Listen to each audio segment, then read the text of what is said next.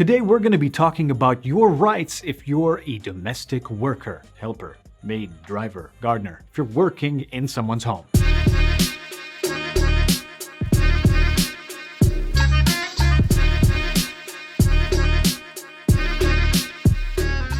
Assalamu alaikum everyone, it's MR.Q, your friendly neighborhood Qatari here, and of course we want to make sure that you can stand up for your rights. You need to know that there are laws that have been created here in Qatar to protect you.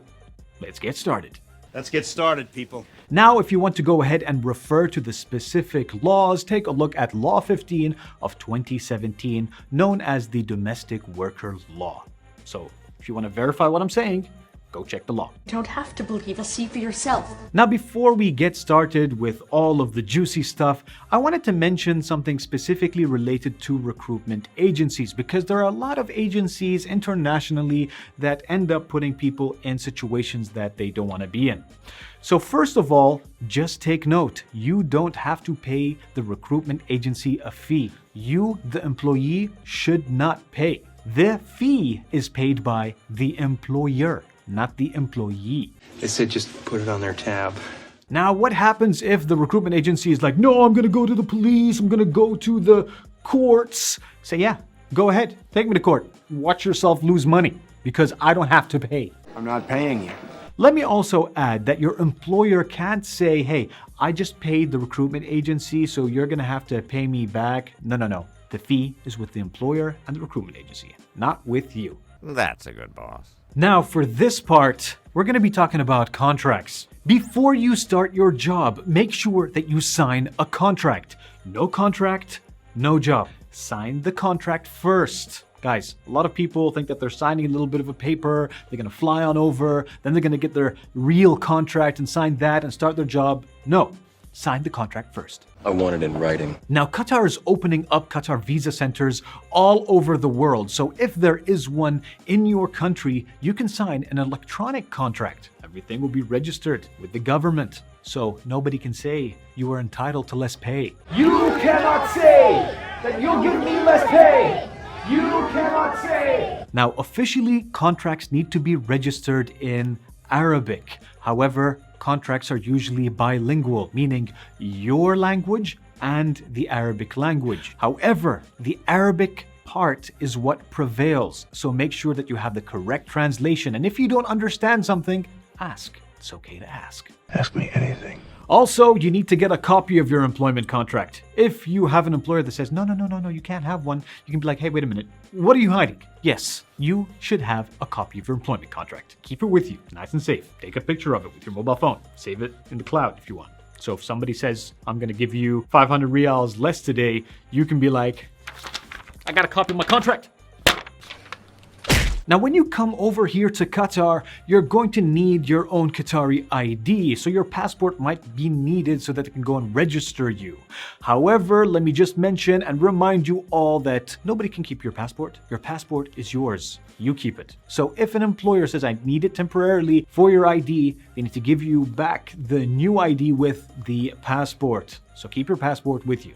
Keep it safe. Kept the original safe with me. Now let's talk about salary. Let's talk about the money. So first of all, in your contract, you need to have your salary mentioned. I want it in writing. And you have the right to be paid your exact salary. Now, of course, if you get a promotion or somebody wants to give you more, I didn't see anything. But if somebody wants to give you less, then you can be like, no, contract, my boy. Oh, no. Actually, you don't want to be rude. You just want to say, hey, listen, I just want what I'm entitled to.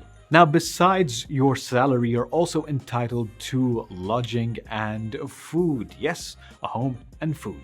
That's suitable. And of course, they can't deduct the food from your salary or charge you rent. That's provided on top of your salary. Warm bunk and 3 meals a day. Now let's talk about day offs, because some people get confused. First of all, you're entitled to at least 1 day off. Yes, during that day off, you can relax. Now, you might want to go ahead and agree to work on that day. You can agree to, but you are entitled to that day off. I was on my day off, man. Now, if you want to go ahead and go wander the Corniche, you want to just go have some fun in the mall, then all you need to do is just inform your employer that you're going to be spending the day out of the home. Peace out, my dudes. Now, if you're sick, make sure you also let your employer know so that they can get you the medical assistance that you need. Having mentioned that as well, you're going to need a medical card, which your employer should also help you get.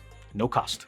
Free of charge. Now, when it comes to vacations, you're entitled to 3 weeks every year. So go ahead and schedule that leave with your employer. It doesn't matter what job you have, whether you're a domestic worker or you're a manager in any job, you need to let your employer know when you want to take leave. You can't just wake up one day and hey, I'm off. I'm off for a month. No. See you later, pal. I'm going home. Now, you don't have to take all your leave in that year. You can roll over some days to the following year. So go ahead and do that if you want. Now, if you want to go ahead and leave the country, you just need to let your employer know a minimum of 72 hours in advance. Honestly, I would recommend giving more heads up if you can, just to be nice. 72 hours is the absolute minimum. That's it. 3 days. But what if you want to quit your job? You're just not happy there anymore. Maybe you found a better opportunity. You can terminate your agreement verbally or in writing. I would recommend in writing at any time. I want it in writing. Also, you're entitled to end of service benefits, which equate to 3 weeks of every year of work. So if you terminated the agreement or decided to resign before the end of a year, no end of service. So it's every 12 months, you get 3 weeks of basic pay. 3 weeks. Now, if you want to go ahead and terminate an agreement, you can do it based on a couple of factors. 1, if your employer does not honor the contract or the law. 2, if your employer or recruitment agency misleads you about the terms of your contract. 3, if your employer or any member of the family hurts you physically. 4, if the workplace is dangerous or can affect your health negatively. This is most definitely not a safe place. But also, the employer has the right to terminate the agreement if you do not do your job. The employer should make sure he follows his end, and you should make sure you follow your end. Guys, let's just do the right thing.